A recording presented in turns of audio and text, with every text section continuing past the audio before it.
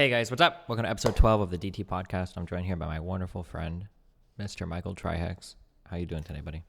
Hey, what's up, man? Doing, feeling pretty good. Black History Month, February, we're out here. It's flying by. I feel like January was like a slug's pace of a month, and then like I'm blinking now, it's already past. It's already like almost halfway. Right? Shit, we're almost at Valentine's Day tomorrow, actually. So I feel like this is flying by now by comparison in February. What are you doing? Are you doing anything special for Valentine's Day? Do you guys celebrate or? We celebrate. I honestly, I kind of forgot about it. I've been kind of a scramble to stream better in 2019. So in that scramble, I kind of forget what day it was. So you get in that habit of like you're on the grind and you just kind of the only thing really making you give a shit about what date it is. I mean, you might know what day of the week it is, but the date is like when you order things off Amazon or some extraneous factor irrelevant to your stream is why you care about the date suddenly. Mm-hmm. So like I thought like yesterday was like the 6th and I found out it was like the 12th and I'm like, oh shit, dude, I gotta figure out what I'm doing for Valentine's Day soon. So yeah, we might do like a cute little dinner thing. Me Wait, and my girlfriend. Today's not Valentine's Day, right? Isn't it tomorrow?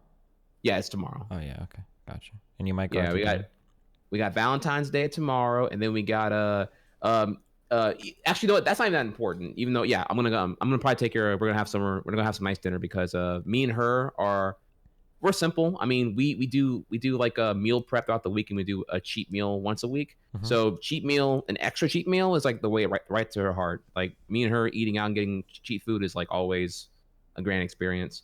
But that's irrelevant though. Like, look, Does she do the gym stuff like you do? Yeah, she works out with me. We work okay. out together 3 times a week. Well, that's cute. Yeah, it's well, gym being social, I feel is like probably one of the most important aspects to make you maintain being motivated. When you go solo, you're just like it's such like you have nothing to vibe off of. You have no one giving you accountability other than yourself, and that eventually I feel wears thin, especially if you're like running low on like really sick albums to listen to, I would say. Okay. But yeah, Valentine's Day is not even a big deal though. Let's talk about the real holiday coming up here, which is the new meta, March 14th. Do you know what that is? No, should I? What's March 14th? Steak and a blowjob day. Oh, okay. It's kind of we can talk about it more in March, but that's I thought you knew about that. The joke was coming up here. Yeah, it's supposed to be no, like. I don't think I would be like ideologically opposed to that. Like, if you mark that as like a special holiday, wouldn't that be a reason not to do it any other day? I don't want somebody thinking that shit. What the fuck? Damn. No Whoa, the 900 IQ here. Okay, fuck. No, let me clarify here. Let me backpedal now real quick here. I didn't say I celebrated. I just said I thought it was like just a new meta holiday. Oh, okay. Doesn't mean I actually condone it. Would just be like, imagine if there was like a be nice to your girlfriend or boyfriend day. Like, I don't want that to be like one holiday out of 365 days of the year. Like, what the fuck? Yeah. Heard that, dude. Heard that. But no, yeah, everything's been pretty good. Okay, well that's pretty cool. Anything fun with the stream recently, or just chugging along? Yeah, no.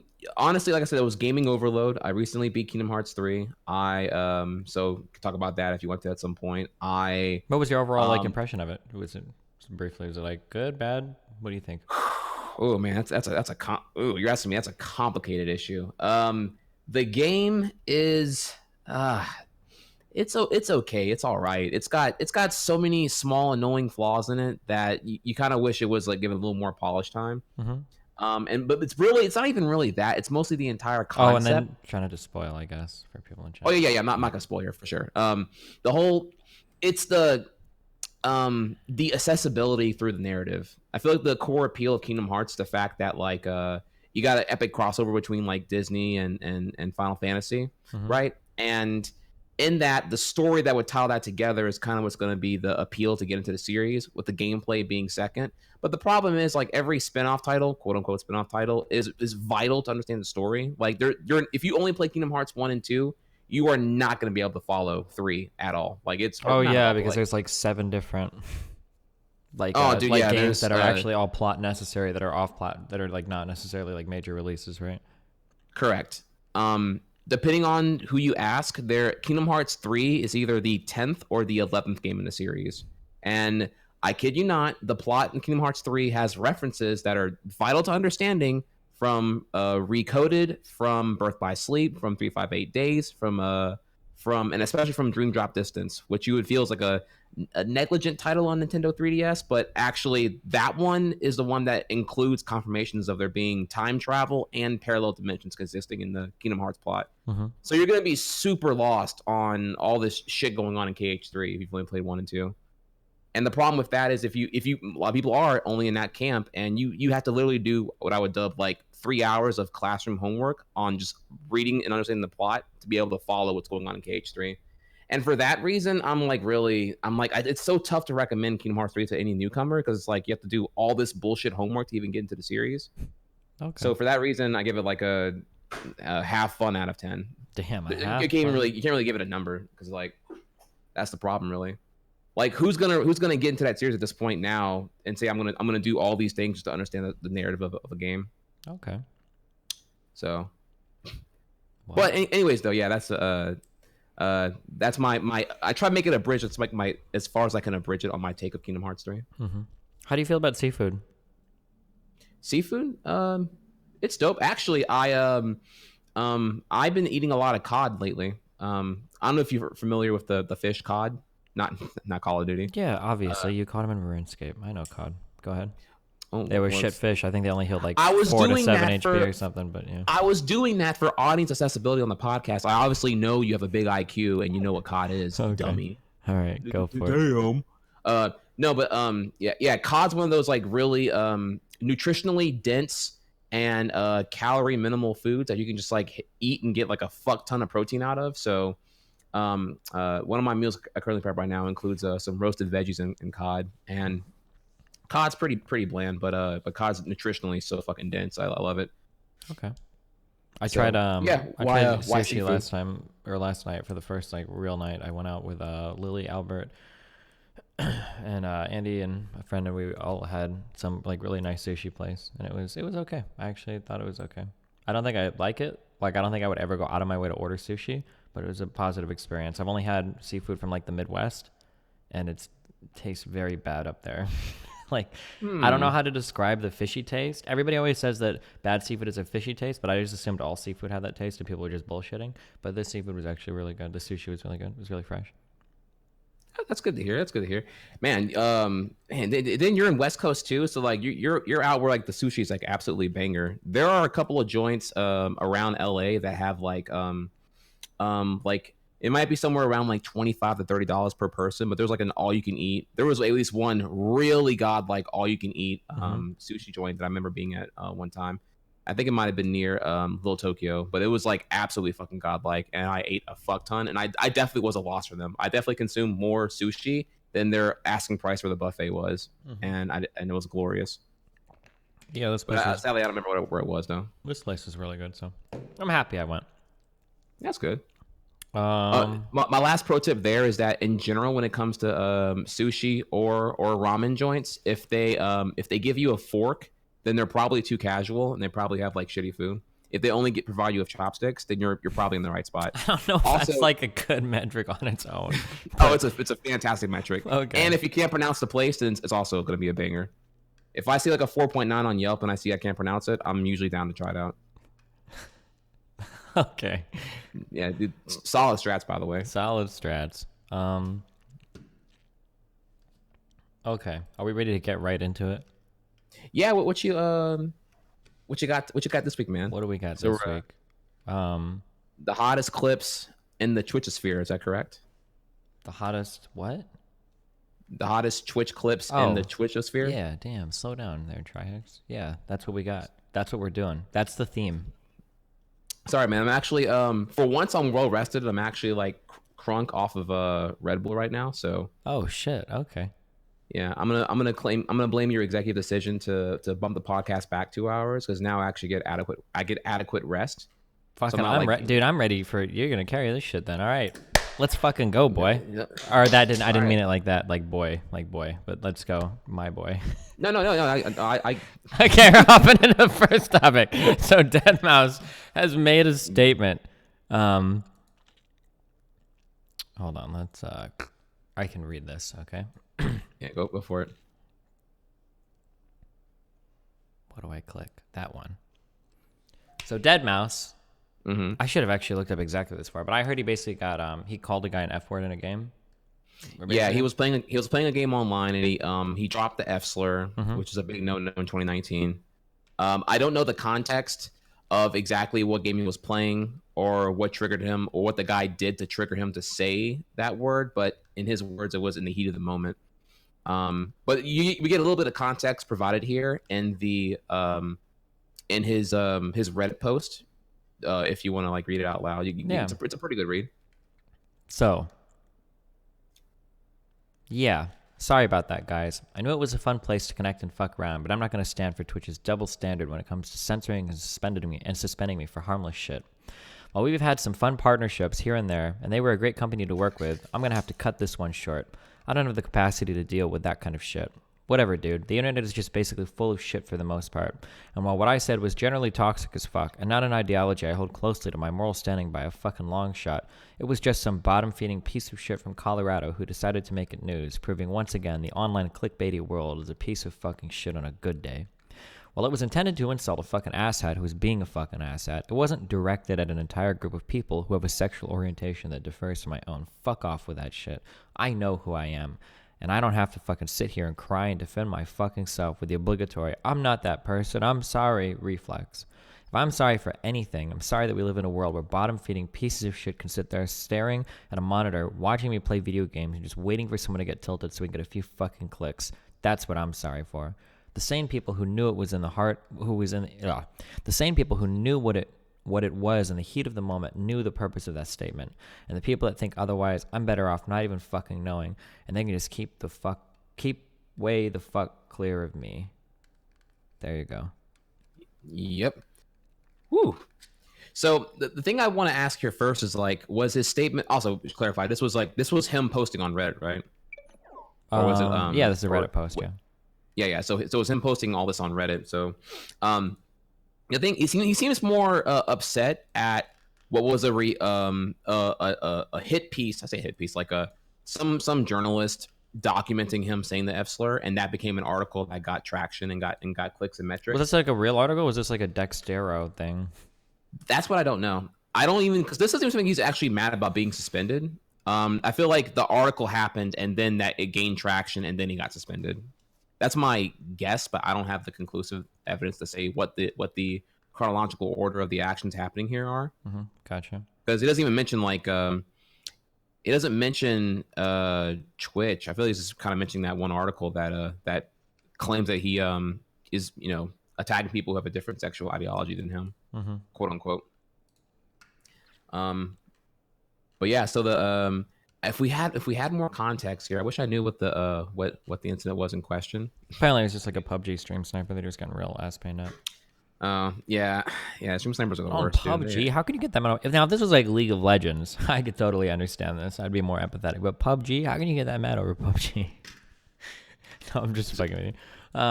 Actually, I would love you to poke that one a little further here. Is the implication there that stream sniping is more frequent, or just like or just that PUBG is a more toxic game? Oh no, it's because I don't take FPS as seriously as I did like MOBAs and shit. So like for me, like getting like FPSs are not. I don't know if I've ever gotten like legitimate like super ultra ass blasted at like an FPS. Not the same way that I would like StarCraft or League. I gotcha. Yeah. Do you feel that's the case because like the FPSs are more prone to being stream sniped?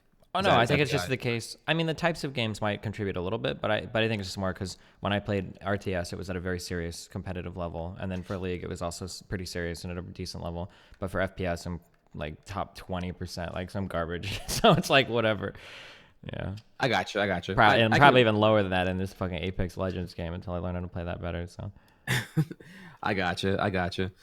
So, man.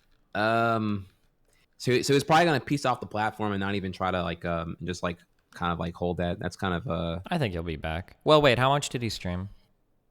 I don't recall. I remember him being more active like when the music directory had just opened up in like 2014 on Twitch. But I don't even know how active the music directory is now because it's like because music happened and then IRL happened in 2016 and IRL kind of just took over every subcategory that wasn't a particular popular game on Twitch. And I don't even know. I haven't paid attention to the directory enough to really say. Is just chatting doing the same thing now? Is like, does everyone go to just chatting for views, or are they using just chatting whenever they have no specific? Should we be in just chatting instead of podcast? Do you think? If you want my actual answer, if we wanted more metrics, probably, or better metrics, probably. No, because we're technically chatting. It's just that we're. Isn't that literally every fucking thing on Twitch? We could put a game there, like, well, I'm talking. The problem is the category is too ineffective to define what you're actually doing, to give you an incentive to go anywhere else. It's like the new IRL game. Fuck. Yeah, it's literally, it's the same problem with IRL, just not as severe, because you gave ASMR its own directory. I'm gonna fucking try it, dude. I'm gonna list this there. Let's see what the fuck. Hold on, is my account manager in chat? Nope. All right, I'm good. Yeah, fuck that. Because yoink. All right. Here's my defense of that. It's because, like, if you are a Twitch bystander on the front page, or even on like the directory page, and you're looking, like, no one's gonna say, ooh, podcast. On Twitch.tv. Yeah, no, you're right. Yeah, okay. Let me go over there and go in the middle of one and hope to fuck that they have like a topic spoiler or tickler to let me know what the fuck they're talking about while I'm in the middle of their podcast. This low energy, talk heavy, 20-second summarization of what the fuck is this place is going to be about podcast. No one's gonna fucking do that. So, something that like I've done. This is actually very interesting to me. So I've been thinking a lot about kind of like the types of insults that I use over the past year, mainly over the past 6 months. And I guess like if you're trying to be like I'm gonna use an ambiguous phrase, good person. Then the goal of most insults is you want them to be as targeted as possible, and you don't want to cast a wide net. And I think the big problem, without getting into a whole bunch of like sociology shit or whatever, the big problem with like calling someone an F-slur or making fun of certain types of people's appearances is that what happens is you end up casting a really wide net. And as a public figure, that can be kind of troublesome. So like if I call somebody retarded, or if I call somebody fat or whatever, or a fag or whatever, these words that we definitely shouldn't say, that the problem is there are people watching that will feel like they're kind of under attack. Even if they don't, even if they've done nothing wrong or whatever, even if they have nothing necessarily wrong with them, right? So, like, for instance, like a fat person isn't necessarily worthy of derision, or somebody that's gay, shouldn't be insulted on the basis of being gay. And yeah, I think typically when you're trying to insult someone, and it's interesting because a long time ago, right, like growing up, especially in RTS, there are certain words that we said like all the fucking time that we obviously don't say anymore. Yeah, and if you're in FPS, they're worse words. Gamer words. Yeah, gamer words. But like if over the past 6 months, I've tried really hard to get away from casting wide nets generally, and for the most part, it's actually made things like pretty easy. Or not pretty easy, but it's actually like once you've kind of switched your mind into that mode, it's not really that hard to keep up with. I was kind of worried that I would like constantly be reaching for those types of words. It does suck that I do feel like I lack things to say. Like when somebody's acting in a way that I genuinely perceive to be like retarded or autistic, not that I would, as an insult, like it's hard to replace those words, because sometimes like somebody's like social ineptitude is like just perfectly described by the word autistic, or somebody's like total inability to accomplish what I would consider to be a pretty basic task seems somewhat retarded, and I end up defaulting to like stupid or dumb fuck or dipshit. But yeah, and you know what though? So I completely agree with everything you're saying right now. I would go a step further here and say there might be some is the word here linguistics going on there, because like the thing about the word retarded is that it's like it's got some strong syllables to it. It has a huge like zing whenever you throw it out there, and I feel that's also the kind of thing you can like really stress on each syllable of the word when you're throwing out as an insult to cement how stupid or dumb they are trying to be. Oh yeah, like saying like, "Oh, you're a fucking retard" is like more different than like, "You're stupid." Let's listen to Deadmau5's apology, or I say apology, his statement here. He calls him an asshat. Asshat has such a soft, I don't know, diction to it, compared to just like saying, I don't know, whatever he wanted to say, right? Sure. But that's like one take you could conclude from the whole thing. Not that I'm deflecting from the idea that it's still bad words to say, as I made great effort to reduce my choice of words being bad. Though sometimes I just kind of like I catch myself really wanting to say it. I'm just like, this really annoying person. I got really tested on that whenever I was getting stream sniped in Dark Souls 2, like I said last week. I was so heated and I didn't have any like go-to vocabulary for comfort insult, so I had to just like call him a really annoying person and like. Yeah, no, there are definitely like, I mean, like we exist in like a culture, and there are certain phrases that you could say that like let someone know really quickly, like yeah, like with a certain gravity. Yeah. But yeah, like I've actually tried like I've gotten away, I think, for the almost completely, with some exceptions. I still use like incel. I don't know if maybe I shouldn't say that. I'm not sure. Incel or virgins, or I use inbred as well. I don't think that's necessarily too bad. Hopefully, maybe. But once you've gotten away, soy boy is still open, man. You can throw out soy boy all day long as you don't. I guess the problem is too is like the soy boy, is that like a property of alt right now to use, and oh yeah, I don't know. That's that's kind of the problem there, right? One of the something like interesting though as well is like, once you've taken a step back from using like certain types of words for a while, everybody else that uses them is like colored in a different way too, or it becomes like easier or it becomes like, so for instance, like I try very hard, and I've been doing this for some time, to not just like randomly insult like people's physical appearances that I disagree with. I don't know if I fucked this up. Like, obviously I bant with like Greek and Lily and whatnot, but for the most part, like, I don't think I've like clicked on a tweet and seen somebody that's like got some very easy shots, you know, a double chin or some dumb looking face. Yeah. I try really hard not to like go after people's physical appearances anymore. And now, like, when I listen to somebody like open a tweet or make some joke about like, oh, she looks like a man, blah, blah, blah. And it's like, well, damn, like, what about all the other people reading this that might look like that? Like, you're kind of catching them, you know? And also, you're not even like really going after this person for the reason we hate them, right? Like, nobody hates Sarah Huckabee because of the look on her face, which is easy to make fun of. They hate her because she's the press secretary for arguably, you know, one of the most totalitarian fucking presidents we've ever had, right? Like, that's yeah. So yeah, it's interesting, like stepping on the outside and then kind of like looking in, and then when I see people do that, I have kind of like a like, I don't know, that one seemed to land like kind of in bad taste. I agree with that. No, I get that, because I can recall back to my rampant high school insecurity and say that you don't pick your genetics. And I can recall some girls who have like a you ever seen that nose shape? Which you brought up nose now. You know, the nose that has like that awkward like dent at like the root of the nose, like it does like an awkward dent. I'm familiar with that genetic defect. I say defect, but okay, fraudulent slip there. Damn. Fuck, I can't recover now. Fuck.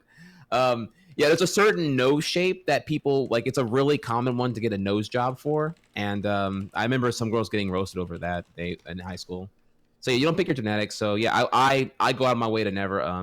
It hasn't been a problem though. I wouldn't roast anyone's like race, appearance, weight, BMI, or anything like that. Sure. The only exception I'll make to this is I will go in if somebody is being hypocritical about it. So for instance, if some guy weighs like 800 pounds and is making fun of like the way somebody else looks, like that becomes like, I'm sorry, like old Destiny's coming back for that one. That's too. Oh easy. Yeah, no, for sure. Once they open up that jar, yeah, you go in, bro. Yeah. Like you go in and you make sure you absolutely out destroy them for sure. Okay. We're moving on to something that neither of us know too much about. So sounds good. Ready? The Tana clip. All right. Let's so just going here, just context before we even get in here.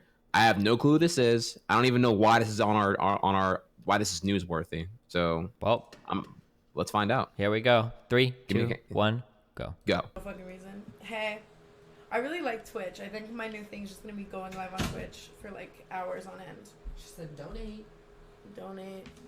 OMG new titty stream. If I showed my naked butt on Twitch, would you get in trouble? I don't know, but like we can try to find out. No. I told you guys I'd be back with my makeup done and my hair done and my tits out because like ugly Tana's like not as fun. No fucking reason. So basically, I'm not going to lie to you. The only reason I know her is because iDubbbz did like a fucking video on her or whatever. Oh wait, he did a content cop on her? Yeah. Oh, it was over like the N-word stuff, I think. Oh, this is her? Yeah. Oh no. Oh, so you kind of do, yeah. Okay, so yeah, I had seen that content cop. I didn't know her by name though. Hey. Fuck. Wait. She seems like a she looks like a porn star here. Whoa!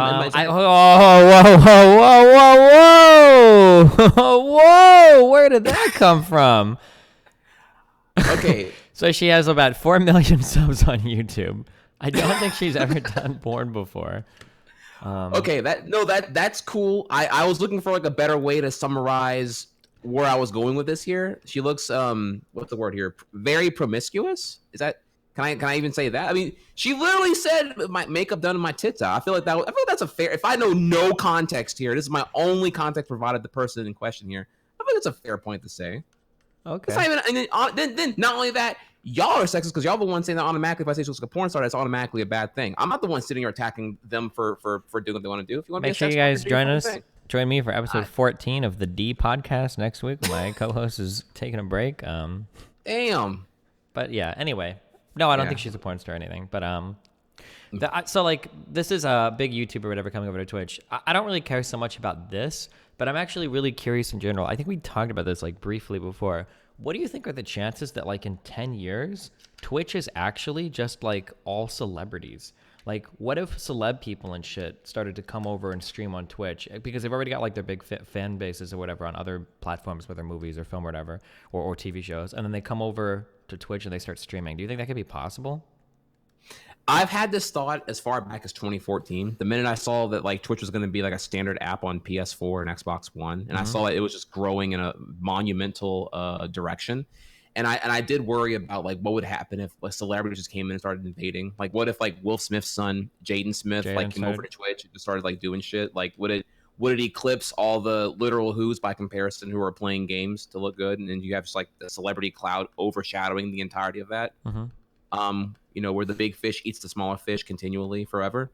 And the thing, the one thing that gives me faith there that can't happen is that they don't have the dedication. They don't have the time. Like I don't see any celebrity. Like I don't see anyone like at even like, double A or A status celebrities or whatever you want to coin the terms as, but no one AAA, right? No one who's like a household name coming to Twitch who's gonna legit have like 8 hours a day to stream on Twitch. They're never gonna do it. They're gonna have like maybe two. Well, the only thing is that like because of the way that we kind of engage with fans here and because of the way like the monetization works, I kind of wonder if like some of these people could make more money actually being on Twitch than like signing TV and movie deals. That's a good question. If we look at I'm just real curious real quick. So like if I go and I take a gander at Emma Watson's Twitter, Emma Watson has 29 million followers.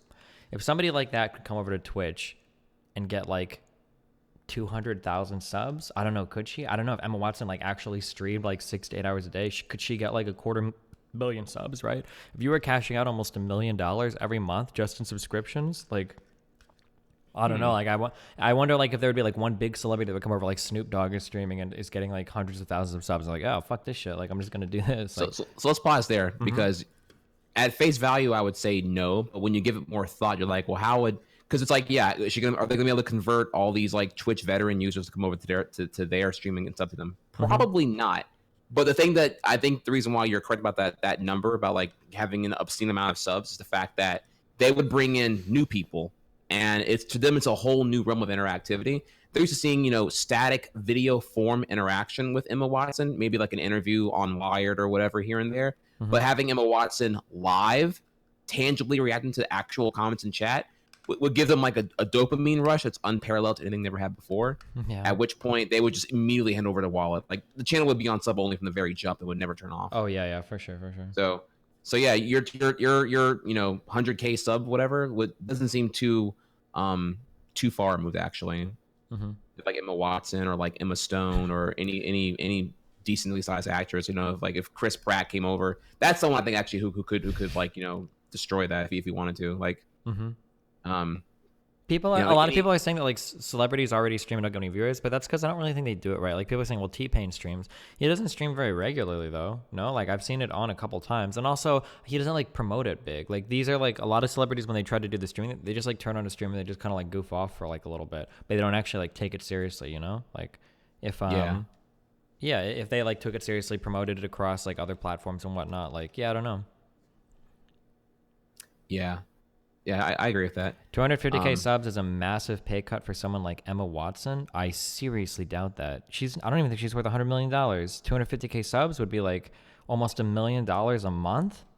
That's like what? Do you think that's like 10 mil a year in just subscriptions? Like, yeah, I think I have some stats here too, because isn't Scarlett Johansson the highest paid actress in Hollywood right now? And I think she's worth I think she got paid like $8 million. last year. Yeah, yeah. So Scarlett Johansson made $8 million last year. This is comparable to what Ninja makes. If I were to think, does Ninja still have over 100,000 subs or no? I last heard no. I don't watch him actively, but I think my girlfriend, when she last saw, he I don't want to bring up. I feel I'm bringing up shade. I'm just talking about the facts here, but he turned his sub count off because it was declining, and he's made a couple of comments that seem kind of worrisome about his like bottom line at this point now, because he would yeah. So people are saying like Ninja made like 10 million in 2018. So I mean, like that's okay. That's comparable to yeah. So yeah. Jesus, what a loser. Imagine only having 50K subs. Jesus, I don't know what I would do myself. Mm-hmm. Yeah. What was like one more thing about the celebrity thing though? Yeah, one that they don't I don't think they'll ever have like the duration efforts, like actually want to put on like a comparable stream to like what the big wigs have already set standard now as the meta. Like people expect you to do, 6 to 8 hours on because you're literally replacing their comfort food of like I guess Netflix or Hulu or cable or whatever for all of us young people out here now. Yeah, as you already know. And the other thing, there was one other point about celebrities that I was worried about that I'm no longer worried about now, and I forgot. We cover so many things now when we derail. I kind of forgot where I was going with it initially. Have to do with them coming over and taking over, or them coming over and changing? Oh, I know this now. It's that they if a YouTuber comes over to Twitch, they're out of their comfort zone, dude. They don't have the edit button. They don't have that jump cut technique that they want so badly. So they have to. I feel like. That was my energy. That's how I made fun of. That was one of the funniest things about PewDiePie. Was it like being online and live for like 8 hours a day, or in my case 3 hours a day now. Being live for 8 hours a day, like it requires a level of discipline. It's not like you can just edit it out if you have a bad moment, or that you can, if you're bored for like 5 hours, you can just like cut that or whatever. And it was funny to see PewDiePie come over and have like a huge slip up. How long was he streaming before he dropped that N-bomb? Was that like a week? Dude, I don't know. Sorry about that. No, that's okay. But it was like a pretty short amount of time, and then he like just dropped an N-bomb. I didn't even know about that. I thought that was on YouTube Live or whatever, YouTube Gaming. That was him on Twitch. I thought that was streamed on Twitch, wasn't it? Am I crazy? We'll have to pull the audience real quick on that one. Oh wait, it was on YouTube, but it was streaming though, right? He was actually obviously it was streaming because he wouldn't upload that as a fucking video. But yeah, I think he was streaming. I don't think he'd been streaming live that long, and then he like dropped that like so. Yeah. Yeah. But all right, so okay, well even then though, yeah, like and obviously not only that too, but it's like that doesn't even surprise me because PewDiePie, right? Arguably the biggest YouTuber out there. Why the fuck would he deviate platforms? Like he's like the one of the least incentive to go over to Twitch, I would say, right? Because the thing, whenever YouTube Gaming got revealed in 2015, I thought, yeah, the problem with YouTube Gaming is that like all the big wigs, all the power makers on YouTube now are just gonna go to that and monopolize that. So any starting person, any young person is not gonna young in terms of their stream clout.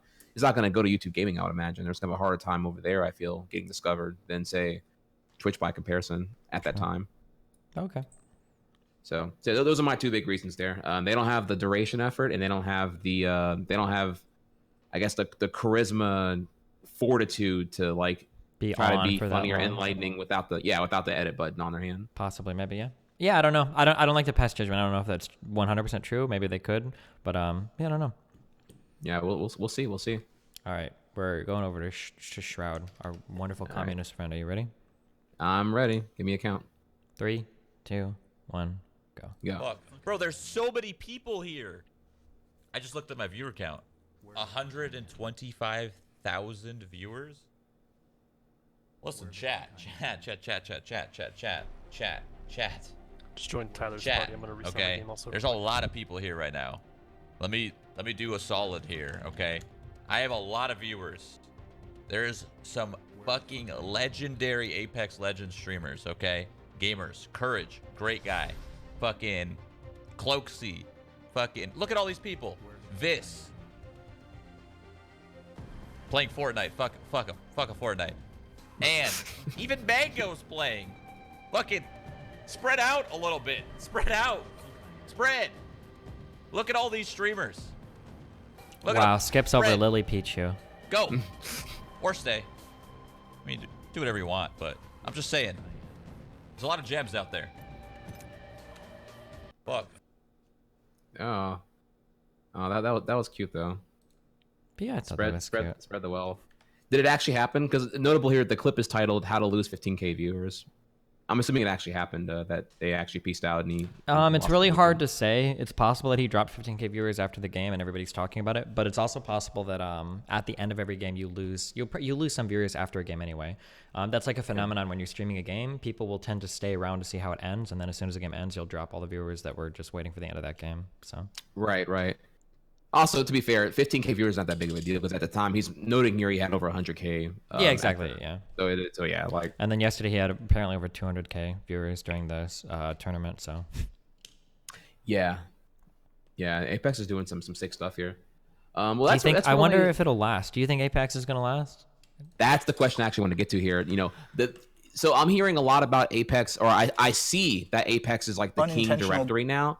But the thing I'm seeing discussed the most here is that Fortnite is the Fortnite is dying narrative at this point, because Fortnite's like averaging on the 4th or even 5th biggest directory, and I saw at one point it was as low as 40K viewers.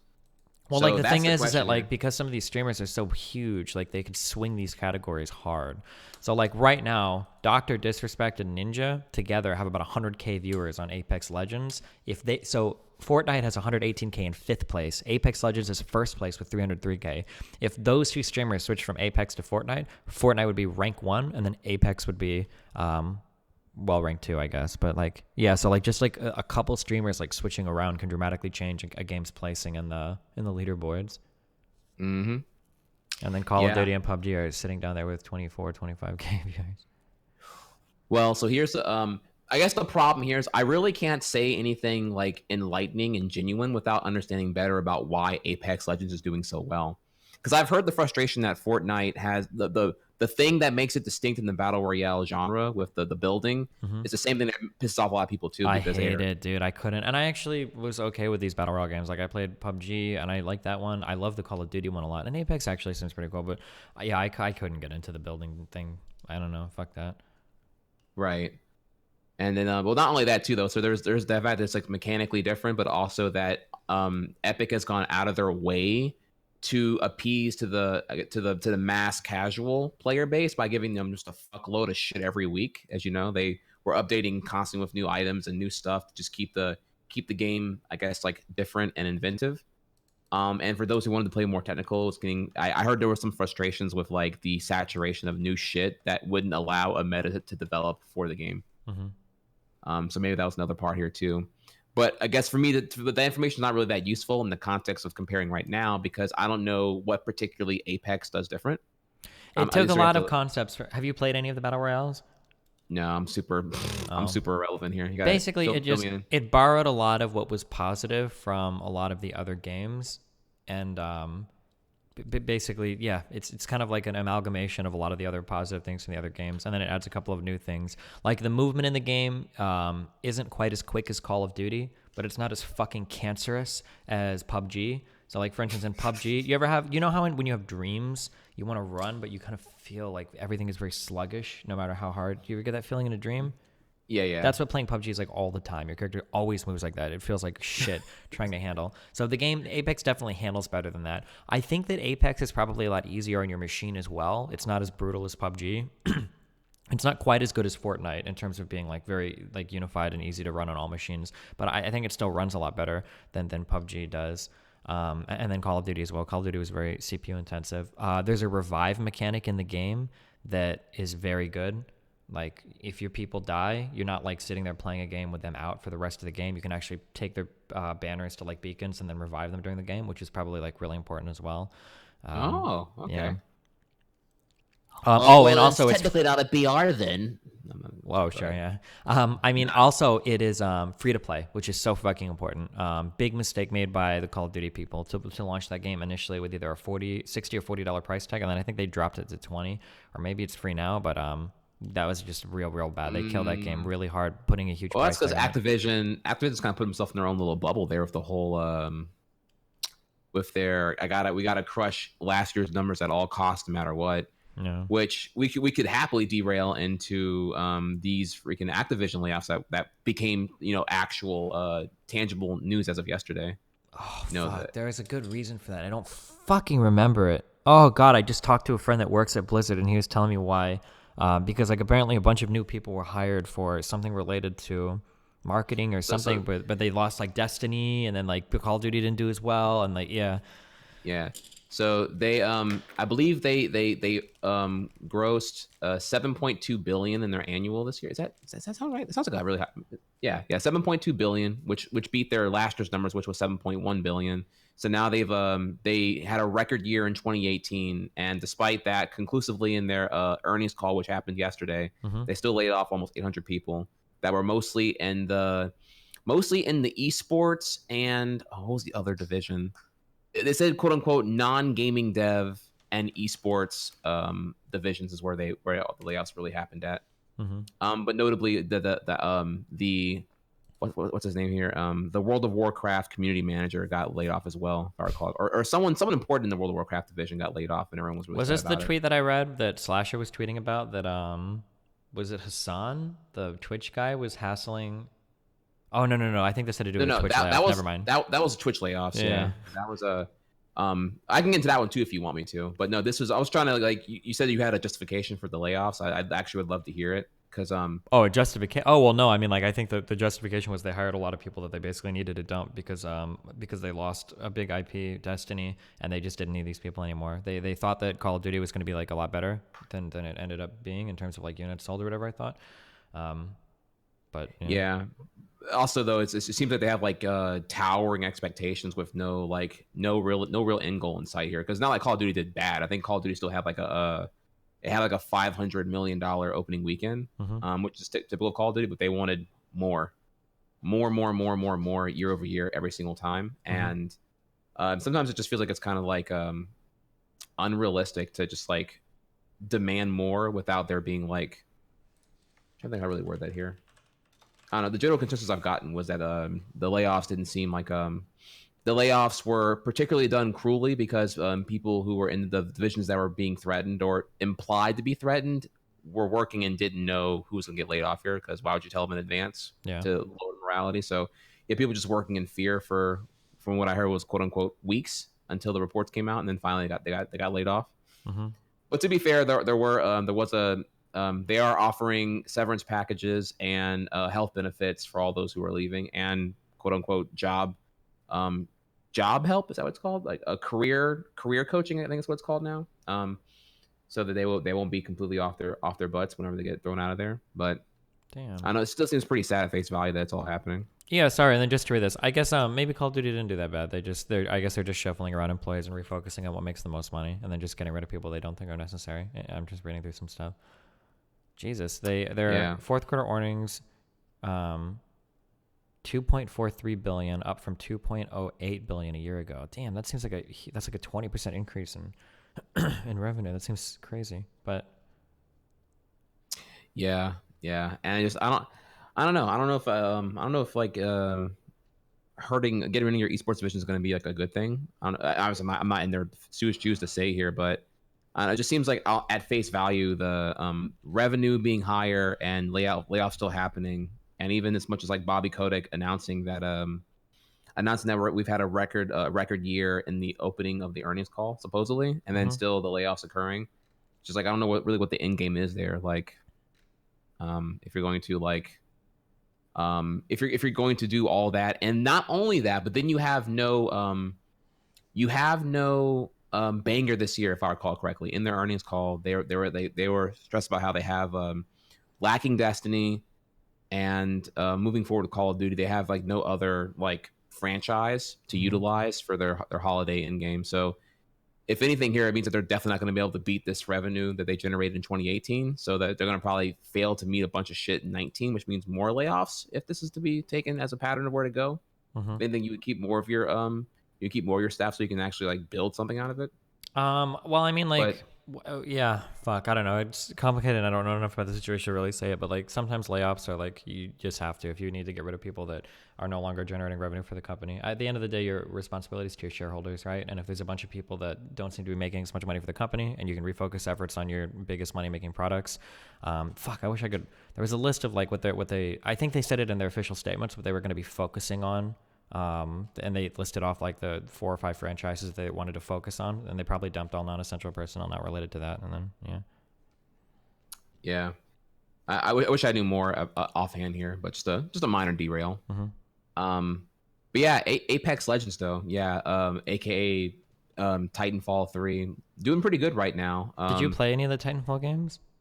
I did not. I watched a lot of Titanfall 1. I thought it looked really, really cool, but at that time I think Titanfall 1 came out like in 2013, 14.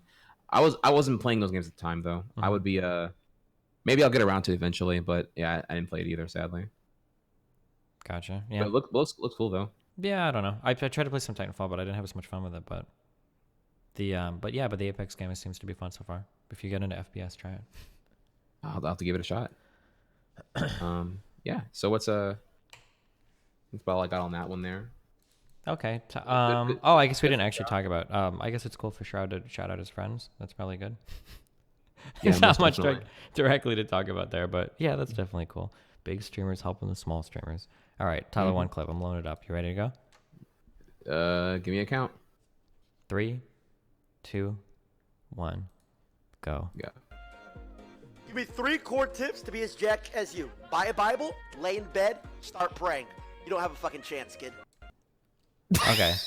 There's not much here. Listen, Tyler One is my favorite streamer on Twitch TV. I don't know why. I never actually watch his stream that much. Never watch it that much, but like the clips and shit that I see of him and just like the big events that he does, like his big league tournament shit, Tyler One is actually my favorite streamer on Twitch. And somehow he makes a living streaming League of Legends. He actually can like maintain viewership throughout the game, even though he gets more doing other things. Yeah, no, he's actually probably one of the strongest. When he was Voddity, when he was banned off from Riot, dude, his Voddity stuff was actually amazing. I had a blast being in there. It's even crazier the fact that like the Tyler One Championship Series is so good that I will watch it even though I don't understand League. And purely his charisma and scuffed production humor is so strong that carries so far as me to watch a game I don't even understand. Oh yeah, dude, the scene switches and all the shit for everything is perfect. The fucking fake dumb dragon or whatever that he had animated to fly. Oh my god, dude, that fucking shit. The green screen, the horrible things with like the face cut out where he's like on the caster desk and shit. He's like providing like a meta commentary on the commentators he's like impersonating and stuff or shit talking against. Dude, the whole thing is so good, dude. The commercials. Oh yeah, dude. No, TCS is definitely like one of the, and I'm really happy now it's an annual event. That was super sick. His story is like very inspiring, maybe as well. Where like he literally went from being, I don't know if he was ever banned on Twitch, but he was like permabanned from League across like 20 different accounts or whatever. Like League's most hated fucking person. Like Riot is talking about how toxic and horrible this guy is. And then he like gets unbanned from League, gets another chance, and then is like doing like quasi-official like Riot stuff now. In terms of like casting and hanging out with people and being like a big like League figure, which is like really fucking funny. Like, I don't know, he turned that around like hardcore. Yeah, so he started on, so he was on Twitch. He was a one trick with his what's it called that he uses Draven. Yeah, his Draven. Don't ever forget that. Oh, well, excuse me. That's my champion too. Okay, sorry. Go ahead. Gotcha. So he's your surrogate son essentially. Yeah. Yeah, and he was doing that, and people were trying out the Tyler One build for a while, and he was building notoriety for just being this really sick one trick with that going on. And then obviously he was incredibly toxic, didn't have a sub button, so didn't give a fuck about whatever he was doing. Things were way more relaxed than pre-2016 or pre-2017, whatever year that things got a little more tight. And then but yeah, then he was regularly keeping like 8,000 viewers.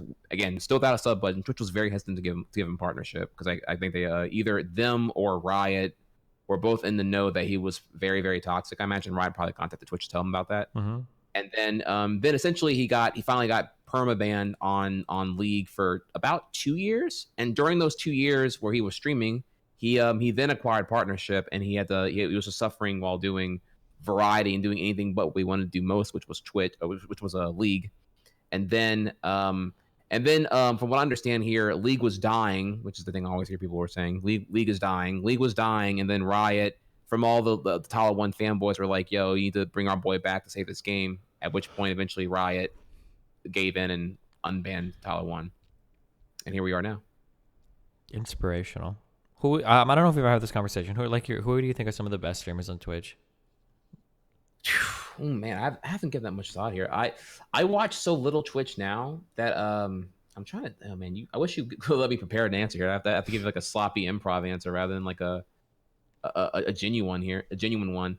The thing is, I started on Twitch with speedrunning. So I existed in a very small bubble in the ecosystem. Like I was a speedrunner. Back in those days, it was like people like Cosmo and who was the other one? Oh god, there's a cool dude. He came to my channel a lot. Siglemic, probably. Yeah, Siglemic. Yeah. 60% word runner. Yeah. Yeah, they were they were popping back in like 2012, 2013. You had I think what else is there here? Dude, there are so many speedrunners.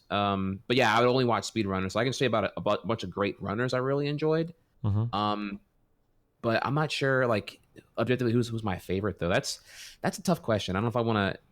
We should let me prepare for that one. I don't know offhand here. Sure. I think like the Doc does a really good job with all of his production shit, and then Tyler 1 I think is really funny too.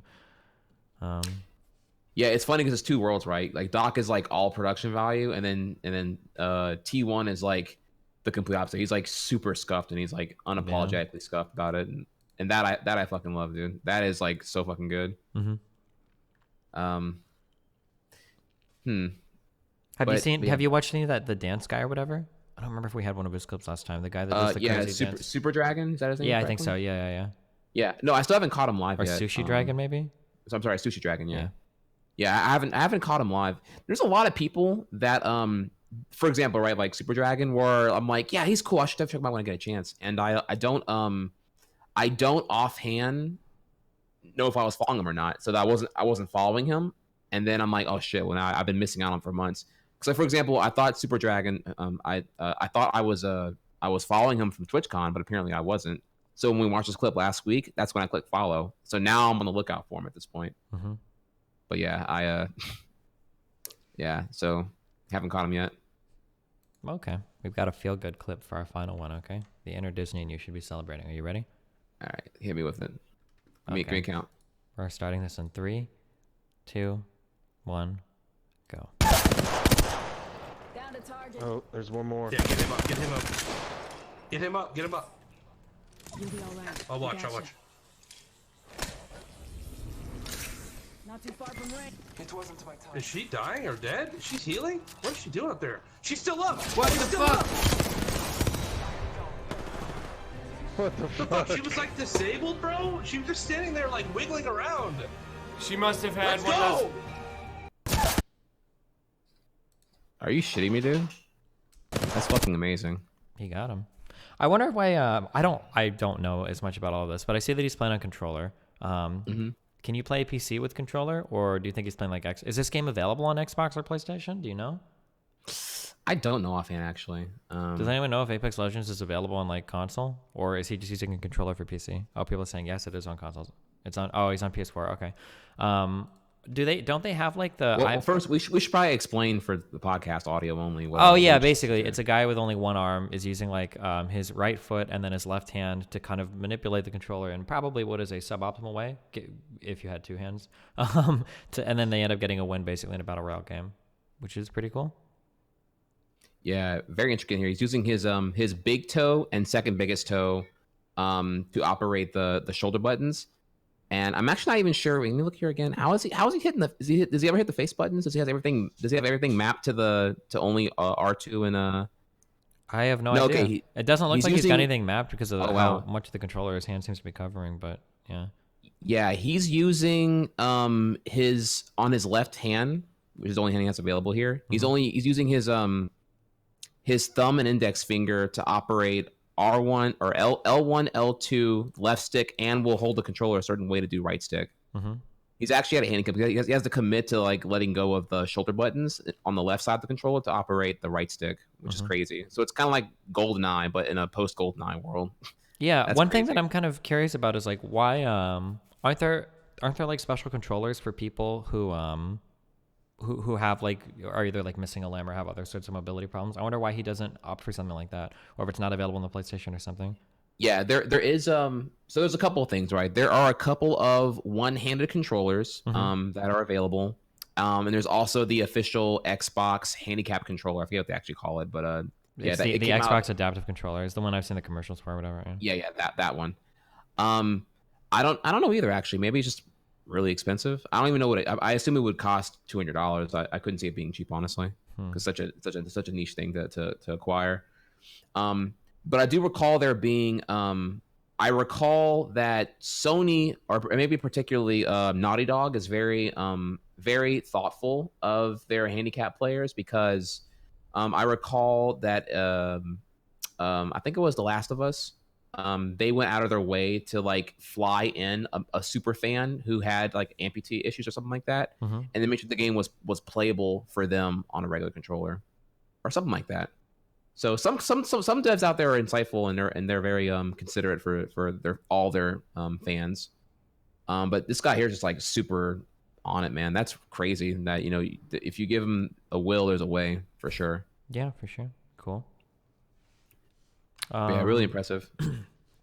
Okay, we kind of flew through these today because you have a thing that you want to do live commentary on. What is this related to again? Oh, this is a Nintendo Direct. Nintendo. So typically, other big studio publishers, what they do is they save all their eggs in one basket, and they usually just blow their entire nut load for E3, the Electronic Entertainment Expo in June in Los Angeles. This is where you see like the big haymakers come out, all the biggest game reveals of the year, and they usually all are dated to come out the holiday. Some immediately that day, but it's a very very crowded news cycle at that time of the year for gaming fans. This is where things like Kingdom Hearts 3 got announced a couple years back. This is where Final Fantasy VII Remake got announced. This is where I don't know, you name any given thing, the biggest of the big all happen at E3 usually. But Nintendo, as of 2015, opted out to do something a little bit different. They now do what's called a Nintendo Direct periodically throughout the year. So rather than like do their one Super Kamehameha nut at E3, they give you like smaller size nuts throughout the year. Wait, so is this similar to that PlayStation shit we talked about? Like, is it called like the Sony Experience, or what the fuck am I thinking of? Yeah, the PlayStation Experience. PlayStation Experience. Okay. So is everybody it's similar to that? But they do more than one a year. The PSX happens like it's supposed to be annual, but they opted out of it this year or last year or whatever. Do you think we're moving to a world where like people just stop doing these huge conferences and they all have like their own shit? Or yes, because the thing is, E3 started in 1995, and that was back when like gaming journalism had a much bigger role in informing the masses of gaming about what was happening through gaming magazines. It's 2019 now, so like the printed word is like dying in every direction possible. Not to mention you have social media now, so you can just like, why would you pay ESA, the parent company that operates E3? Why would you pay them, millions of dollars to rent completely overpriced floor space at their E3 Expo to show off your shit, when you could just like literally you could rent the biggest hotel in Los Angeles on your own accords if you're like EA or Activision, and just get the biggest ballroom and have the EA show at some fucking Hilton elsewhere in LA and say fuck paying, and do that for like $100K and rather than pay $1 million to the ESA for E3. So it's bloated, it's expensive, and it's dated now because you can create your own event with no competition. Yeah. Not only that, you don't have to even do it during E3. Like why even compete for news in a crowded as fuck news cycle during June when you can have your own thing and a different month with no competition? I bet like the amount of money being made changes this as well too.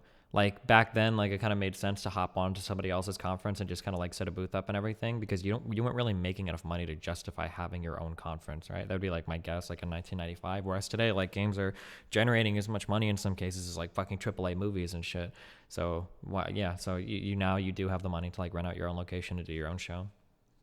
Yeah, definitely that. This is why you're seeing the trend now where Ubisoft, Is it Ubi or Ubi? I never know what I've heard Ubisoft, but I think I've heard Ubisoft as well. I'm not sure, but I'm gonna go with Ubisoft. Okay. Okay, I'll just go with Ubi to be safe. Okay.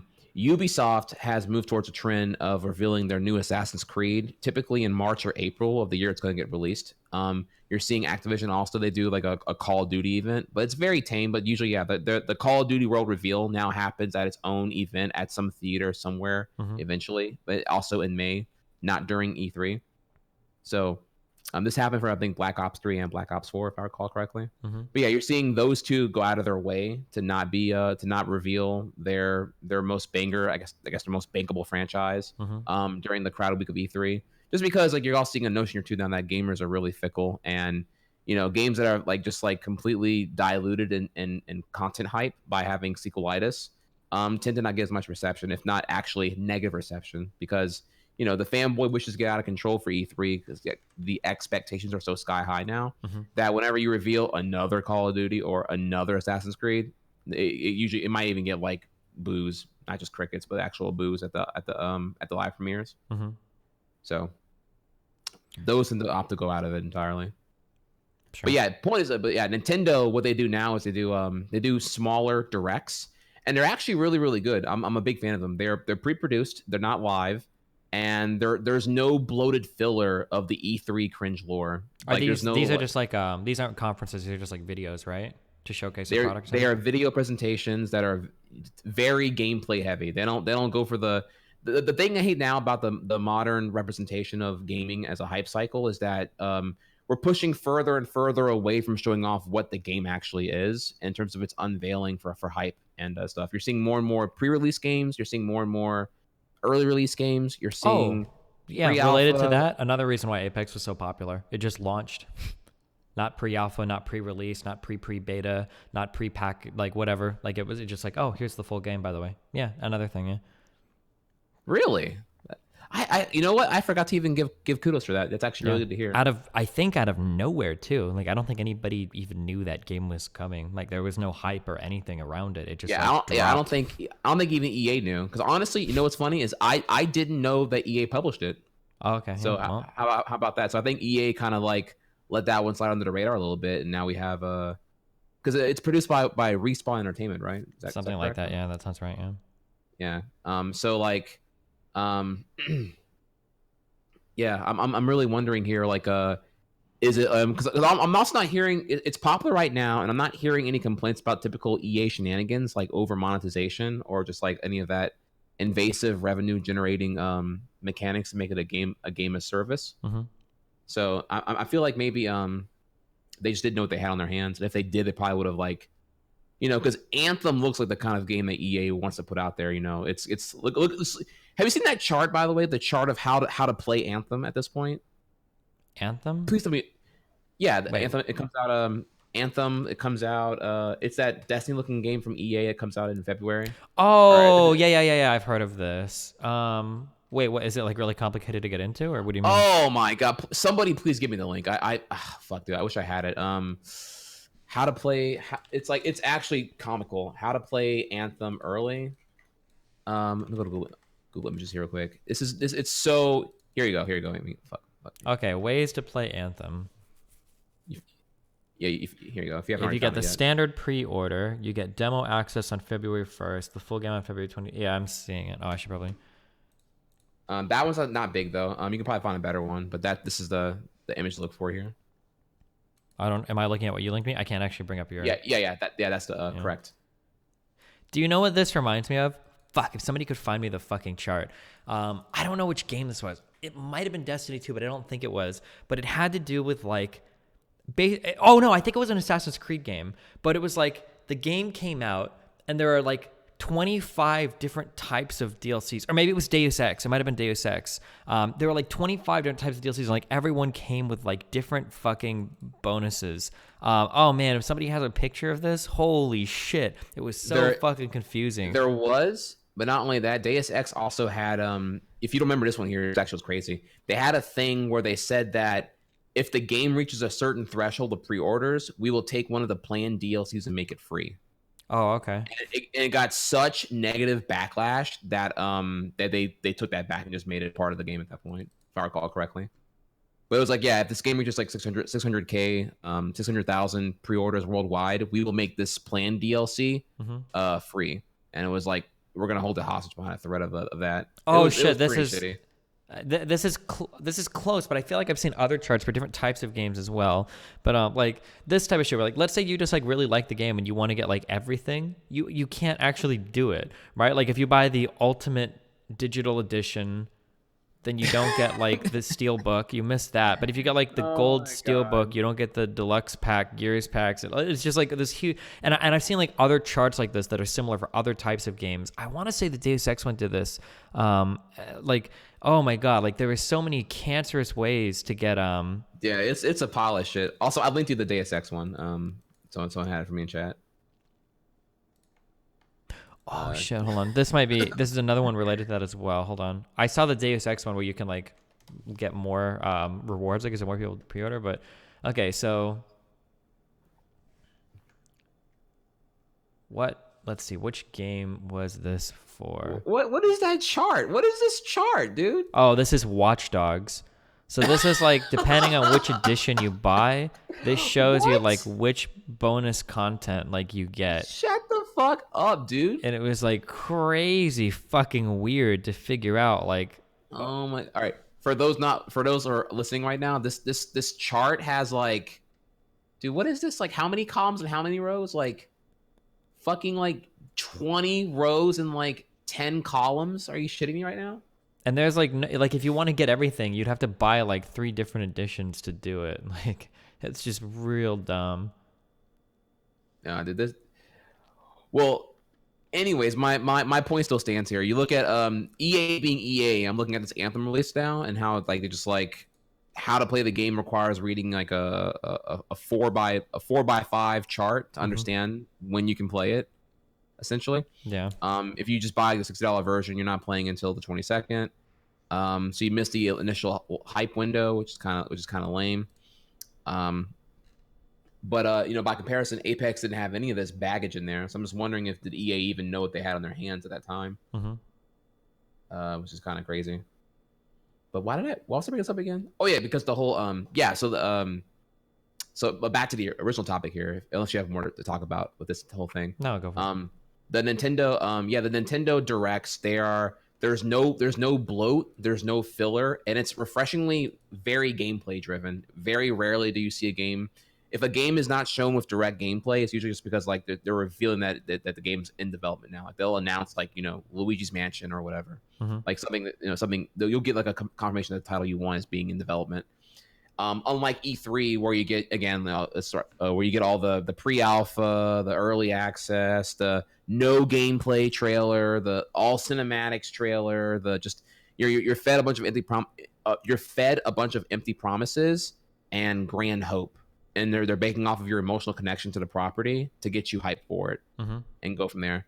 So, you know, you're also rarely shown like target hardware either, like honestly, I recall here whenever Anthem was first shown, there was so much fucking motion blur in the gameplay trailers. I'm just like, dude, like, there's oh my god, like you want the hottest fucking take? The hottest fucking take? Don't tell me you like motion blur. I'm about to lose half my fans. All right. Oh shit. I'm about to lose half my fans. I'm gonna drop a hot take, and I'm gonna drop a true take. Ready? Hot take number one. Motion blur in games looks pretty good. Hot take number 2, people don't like it because their computers are shit and they can't actually run it. There it is. There it is. I think that motion blur looks okay in games. When I'm playing single player games, I leave that shit on medium. I do. Yep. I thought in Crysis 3, the motion blur looked pretty fucking good. I liked it. Yeah, there it is. All right, so my take there is that motion blur is used to hide shitty FPSs all around. And I'm not a fan of it in general because just like, you know, it makes what I'm trying to look at harder to do, I guess. Makes my vision. Yeah, it's like real life. You can't twist your head fucking 20 miles an hour and then see everything instantly. Do this. Wave your hand in front of your head. Tell me if you see like your hand discreetly moving from side to side, or does it look like it's a blurry fucking thing? That's life, homie. That's how it works.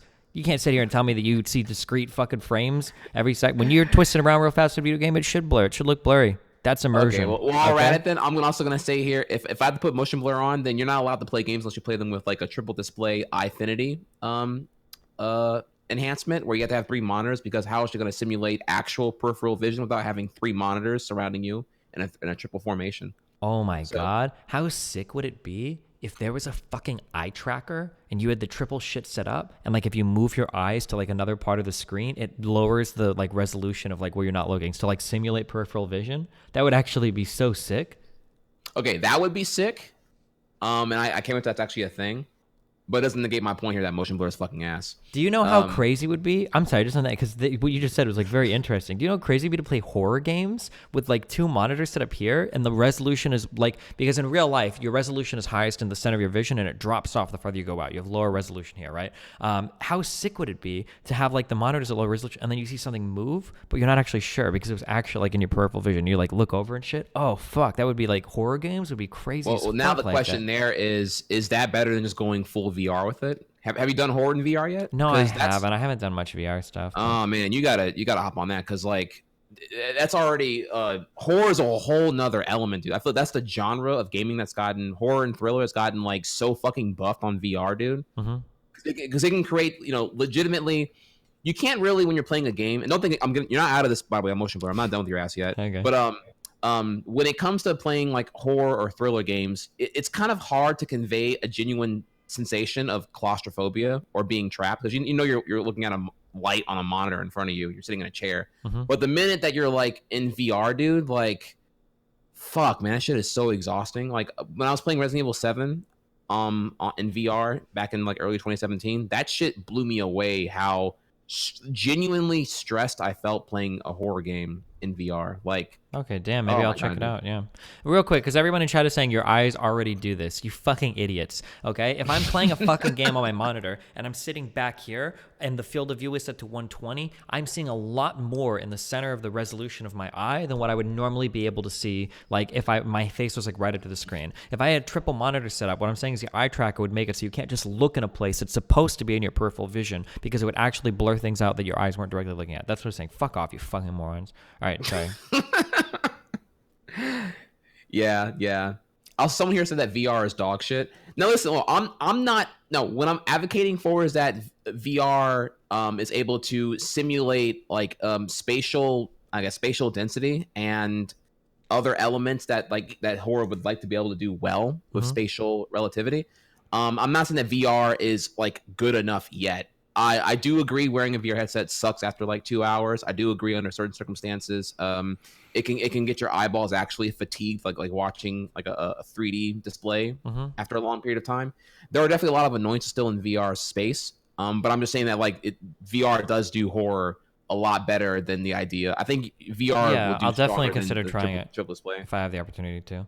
Now, back to the important argument. Okay, wait, real quick, before we go back to that, real quick, I'm sorry, because a lot of people are saying real dumb shit in chat. It's triggering the fuck out of me. Motion blur is the thing in movies because they run it around 30 FPS. Motion blur isn't that good at 100 FPS. Motion blur has absolutely nothing to do with the frame rate that something runs at. Motion blur is basically the phenomenon of not generating frames, but capturing light in a natural way, the same way that your eye does and the same way that a camera does. When a camera captures light, or the way that your eye captures light, when you wave things past it very quickly, like blurs are just things that happen. The reason why these don't happen naturally on a computer screen is because in a computer, you're not capturing anything. You're discretely, and to do something discretely means there's like a set number of times. You're discretely generating frame after frame after frame after frame. So there is no motion blur. The way that you get motion blur is you create an algorithm that basically kind of like blurs images together, but it's a lot different. That has nothing to do with the amount of FPS. You can have motion blur at 700 FPS. You can have motion blur at 1 FPS. You can shoot a movie at 24 frames per second out of no motion blur by taking 24 like pictures. Well, although that would be different because you have a lens. But like you could play a game at 24 FPS with no motion blur, or you could play it at 900 FPS with motion blur. Sorry. Okay, there's a lot of people saying real dumb shit. Sorry, go ahead. I don't know, dude. Motion blur tends to like just overdone for me. Like I feel like if it was like subtle, it wasn't so invasive, maybe I'd be more down for it. But I'm thinking back to a couple of notorious console examples, which it might exclude your argument here, but sure. Let's just bring up here the fact that every 7th generation console Grand Theft Auto had absolutely dog shit motion blur. GTA 3, GTA Vice City, and San Andreas had some fucking horseshit. Maybe I'm biased. I thought that the Crysis 3 motion blur looked okay. Did you ever play that game?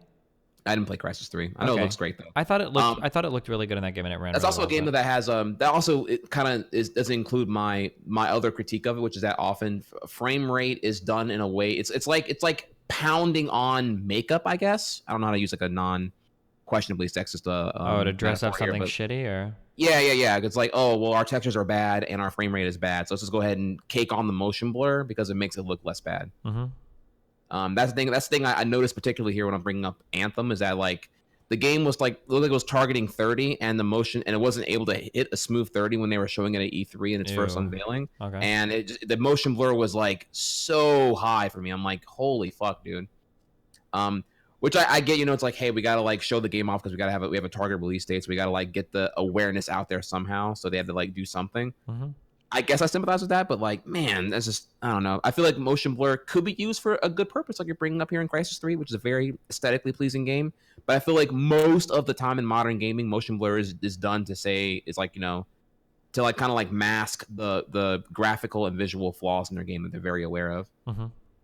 I've rarely heard it used in the way you're bringing up, where it's like used to like enhance. Yeah, maybe I'd like, because I see a lot of people saying like in chat, like Uncharted 4 literally had it to where when you turned, the whole screen would be blurry. So like maybe there's really shitty motion blur that I just haven't seen it. The two games that I'm aware of motion blur in that I enjoyed it was I thought The Witcher 3, I thought it looked fine, and in Crysis 3, I thought it looked fine. And I didn't understand like all the massive hate jerks. But I guess if there was a game that did it really shittily, I've probably played a game where it does it shittily. I just turned it off. I'd have to, yeah. Man, I wish I kind of want to link you an Anthem video now and just show you like how cause I'd love to see like if you think this is like bad motion. Well, fuck it. Yeah, I'll look at it. Okay, let's see Anthem gameplay. Because Anthem like no, go to E3 though. It's gotta be like Anthem E3 gameplay. Anthem gameplay E3. So Anthem full gameplay demo E3 best action game winner. This. Where are you linking that at? Where you at? I didn't link it, but I clicked the thing. Oh, I mean, yeah, sure, yeah. Anthem E3 gameplay is what I would look at. Okay, I'm at like 3 minutes and 50 seconds. I'm just gonna. Dude, I don't even know what link is there. No, yeah, no, you're right. I'm sorry, I'm talking. I linked it in my chat. I can't like click the Discord window, but like, do you see what I just linked in my chat? Yeah, I got you. I'm clicking now. See. Okay. Okay.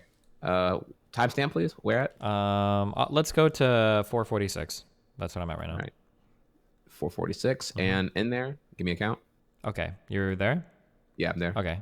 3, 2, 1. Go.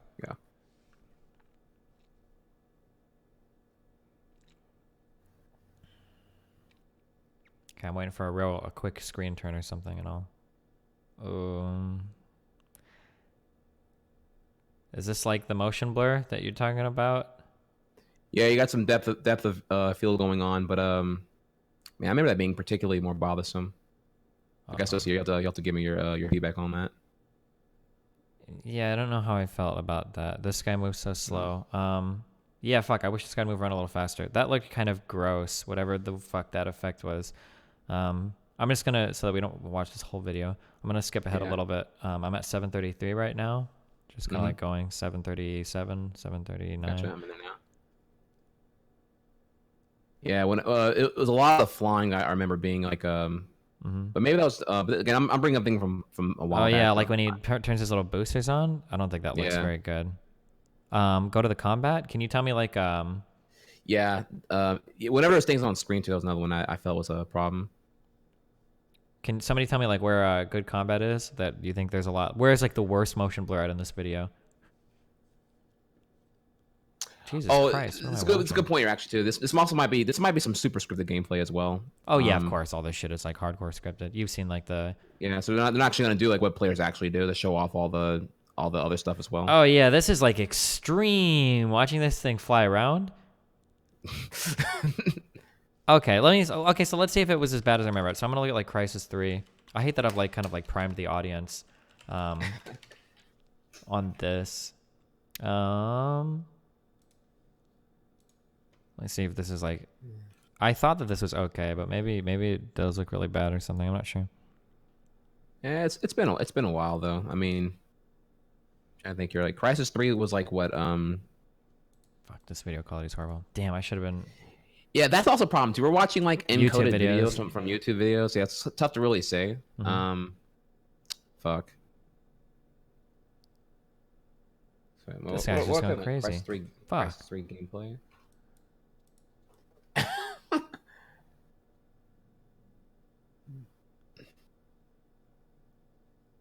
I don't know what I'm supposed to gather from that. Okay.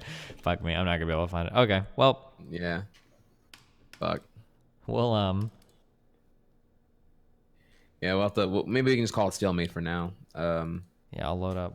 And we'll keep going though. We'll have to both play some PC games with motion blur on and see what's going on with that. Sure. Okay. Okay, so we've got about 10 minutes. Grab a couple Reddit questions. Yeah, let me get those fired real quick. Hey guys, just a heads up, the video clip thing doesn't work super well for people listening to audio-only podcast format. Would super appreciate if you try to give a 1 or 2 sentence description of each clip. You kind of did that today. And yeah, we should be more mindful of that because there are people that listen to audio only. We should, summarize things better, which I didn't just do at all with what we just did, but yeah. Well, I'll keep it in mind from here on. I'll make sure to drill to do that more often. Mm-hmm. So let me see what else is there here. What's the next question? Do you think there's an issue with people only getting their news from outlets such as The Daily Show, Stephen Colbert, Samantha Bee, John Oliver? I grew up watching Jon Stewart, but he always reaffirmed that his show was comedy first and news second. Do you think there is an issue with people getting their news or political opinions from these shows? I mean, I guess it's better than being completely uninformed. Is it's kind of like the... if you could be either completely uninformed or if you could get all of your news from Sean Hannity, which do you think would be better? Well, when you frame it that way, yeah. There's a quote, I wish I could remember this, because there's a very elegant quote that illustrates this, and it's something like, no knowledge is better than false knowledge, or something like that. Like, there's like it's a better quote. I wish I could remember it. But like, basically the idea is that like being ignorant about something is better than thinking you know the answer when the answer is incorrect, when you have the incorrect answer, right? Yeah, no, you're right. Yeah, I don't know if definitely that. I guess maybe I'm a little bit biased here because I'm a big Jon Stewart fan, and actually Daily Show is what got me interested at all in the political climate as far back as like 2008. Because I didn't maybe I was young, I didn't care back then. I didn't give a shit at all because I feel like it didn't really affect me in any kind of real manner because I was just young and dumb and everything else. But then when Obama was campaigning in throughout 2008, and I saw the coverage from Jon Stewart's show, and I thought it was really, really funny, but that got me interested. And then when I wanted to just know more about the information, because I knew I was getting like not the comprehensive picture from what the comedy was pitching of the absurdity of the modern American political climate, it was from there that I was like, okay, now I'm actually engaging in the news. So it kind of gave me like a foot in the door to get engaged when I otherwise wouldn't have. Yeah, I think that generally, like an example though, last week tonight from Stephen, not Colbert, from John Oliver, seems to generally be okay. I think The Daily Show seems to generally be okay.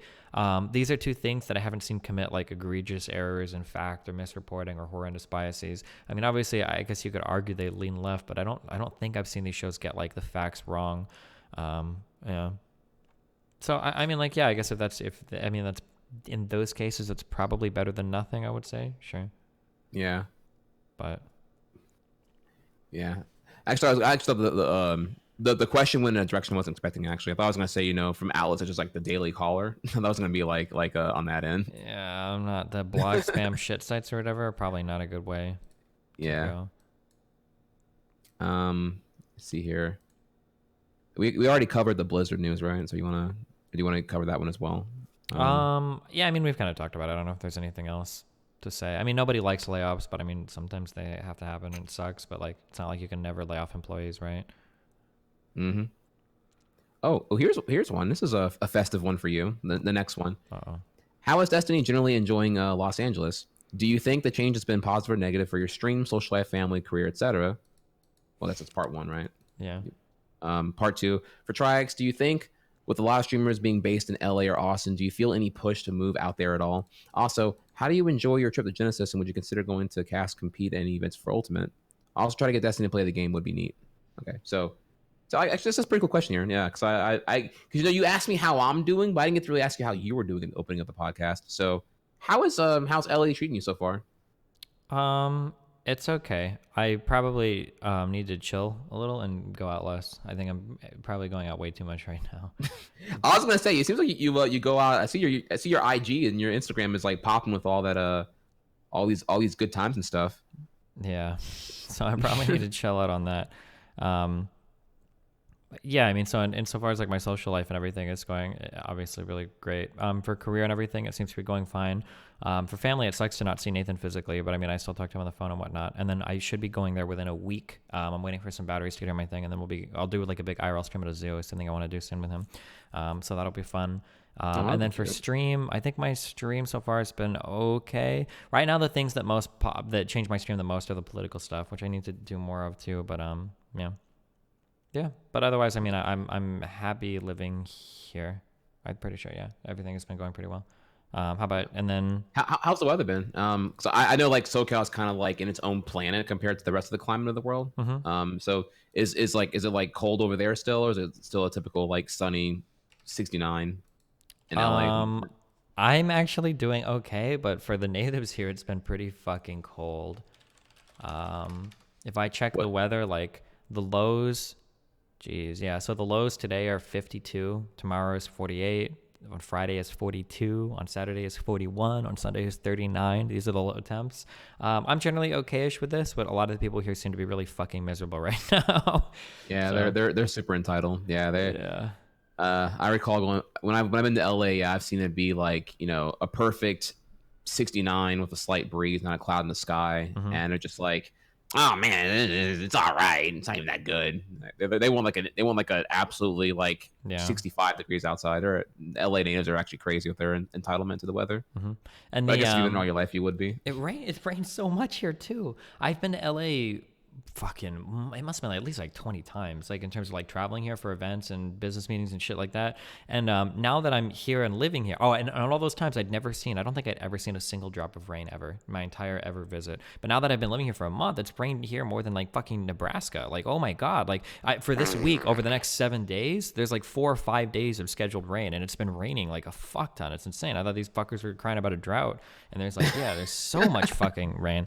Yeah, people are saying that's like an insane outlier this year. That like, yeah. So let me see here. Then they asked me on part 2, do you think with Lost Streamers being based in Los Angeles or Austin, do you feel any push to move over there at all? Somewhat, yeah. I feel like collaborations would be more frequent, and not only that, I'll be able to like do more stuff. There are some events that I get like emailed about or offered to take part in, particularly like esports stuff, and it's often like complicated because I'm not like Destiny where I can just like drive, I don't know, like a couple hours or like 2 hours over to Anaheim and like go to their studio and do shit. I have to like fly there, and not only that, I have to fly there from Louisiana, and there's rarely unless I take like a New Orleans plane, I have to get a direct flight. I usually can't, so I have to like fly from Louisiana to Dallas or Houston, then fly from there to actually Los Angeles. And it's like the connecting flight is so fucking annoying. So I do feel some pressure to eventually get out of Louisiana because I have like nothing holding me down here other than just the low cost of living, which I could afford to live elsewhere if I really wanted to. So once my girlfriend is done with getting her degree here, I have no reason to stay here. So I'm likely to dip out to I'm considering Austin right now, but I'm keeping everything open. But I'm definitely wanting to dip out in a couple years, like probably the year 2022. I want to dip out and move somewhere else. That's so far from now. Go sooner. Go to LA. Also, fuck Austin. Don't let people go to Austin. I'm trying to bring Trainwrecks and everybody over to LA too. All right. Oh, okay. All right. So, all right. This is actually right. This is a topic I want to dwell on for the rest of the podcast here. Okay. Why Real should quick, I move to LA? You got about 5-ish minutes if you want to make your deadline. So go for it. Gotcha. Yeah. So this it's a good topic though. So why should I move to LA over Austin? I mean, I don't want to. I don't know if I'm docs here, but like you got a couple people. You got Soda. You got Train. You got Gearbox Entertainment. You got some esports going on in Austin. They have an esports stadium now. You have Destiny lives in LA. Okay. Offline TV lives in LA. Andy Milanakis and Hassan. These are all the people that I know. XQC is coming to live in LA. And then LA is fucking LA. There's a million things to do here. I've heard, now I don't know this for a fact, but I've heard a lot of complaints that there is fuck all to do in Austin. that like aside from like going like doing like the 6th Street like drinking shit, that like that really like all in all in Austin there's like fuck all to do compared to like LA. Like there is a ton of amazing fucking food here. It's fucking LA, so there's like a ton of different things you can go to. You've got the Griffith Observatory, we can go up and see the stars, trihex, or go inside the little planetarium and watch their little show, or you know you can go to Hollywood, or there's just like a ton we can go to the Santa Monica Pier and we could dance with each other in the beach. There's like a million we can drive down to Huntington Beach, we can go up to fucking Las Vegas. It's like a 4-hour drive away, you know, like I know. Okay, you're not wrong. LA is dirty. I've seen a lot of areas that are really don't ever live in LA proper. That place is fucking disgusting. Don't ever fucking move to LA proper. You have to move to like a Culver City, or like a Glendale, or a Burbank, or like a fucking Pasadena, or Beverly Hills, depending on like what your budget is. You have to live like somewhere like on the circling LA. Never fucking live in like LA proper. It's fucking disgusting. Yeah, for sure. Did I tell you a story already about how I saw like a bum's dick when I was in LA in 2013? Nope. Like so I was in an Uber and we were going through what is it? What's the place of like where all the bums go near the homeless shelter near downtown LA? I forgot what it's called. It's called it's got Skid a name Row. Skid Row, yeah. It was a. I don't know if that's true enough. But that's a place that I've heard is like really bad. Well, if you pass by it, you'll know it's like a mile long of just tents and shit. Well, anyways, though, 3 blocks away from there was a bum who was like peeing, and I thought he was peeing in the mailbox, but he wasn't. He was peeing like by the mailbox. I just saw like bush and wang, and I was like, oh fuck, I wish I hadn't saw that. So yeah, I saw, and that was my like one of my first experiences when just taking the Uber to get to my hotel from the airport when landing in LA. So. Okay. Someone said that was Ice Poseidon. I'm sorry, I shouldn't have read that. Yeah, well, fuck. All right. Dude. Well, we'll see, man. We'll see. At first, I was just looking to go wherever the internet was good. Is your internet good where you are right now? Because that's the thing I was working on too. God, I have like AT&T fiber, one down, one up. I've never had a problem with the internet. It's like god tier. I'm actually so fucking happy. Holy shit. It's like I make an effort to remember it every day because it's easy to take it for granted because I don't think about it because it's like, yeah, my internet's just never fucked up here. It feels so fucking good. Holy shit. We are going to talk about, listen, I really next week want to talk about internet struggles because like, I feel like we need to like just people telling me one of the most popular episodes we ever had was the whole, the episode we did our history on working retail and restaurants. I feel like we need to do one on internet. Like we need to talk about like how horseshit garbage our internet was in our previous locations. Like when you were in Nebraska and when I was out in the fucking boonies in Louisiana, like I got some fucking stories, man. I've changed, dude. I feel you. I used to be such a fucking patient like person when it came to, because I had such like a horseshit internet connection speed, and now I have fiber. I'm an asshole. I don't archive shit. I just fucking download everything. You know, I don't give a fuck. I download GTA 5, 65 gigs in fucking 13 minutes flat off of Steam servers. I don't give a fuck. Yeah. Like I used to hoard. I used to buy like a hard drive every 6 months to just store more and more shit on because I never wanted to re-download anything ever. Like I would habitually hoard everything because my connection was so fucking garbage. But we should do this another time though. This is definitely a topic I want to do. Okay. But sadly, I have to get going. Yeah, so we're cutting this episode probably 30 minutes shorter than we normally do because trihex has a Nintendo Direct announcement that he wants to kind of talk about as he goes through on a stream. I'm Destiny. You guys know where to find all my shit at destiny.gg. I think we're selling new shirts now, destiny.gg/shirt. It's a cute one. It's got like a little Dr. Z guy on it. Go check that out. And then, yeah, trihex, where can people find you? What are you going to be doing in like 5 minutes? Yeah. I'm going to be on twitch.tv/trihex.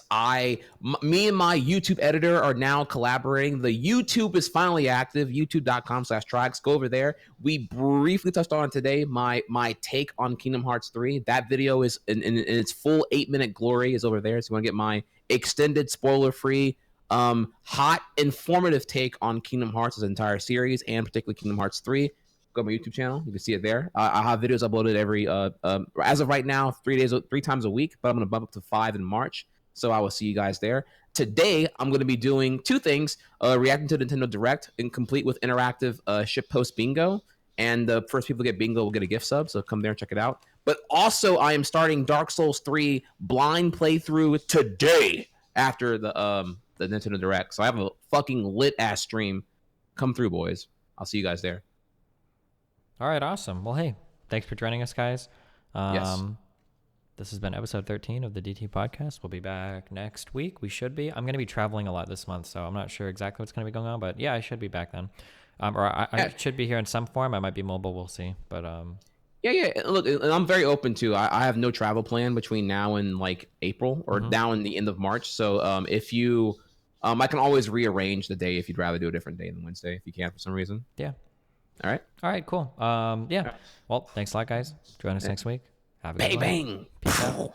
Later.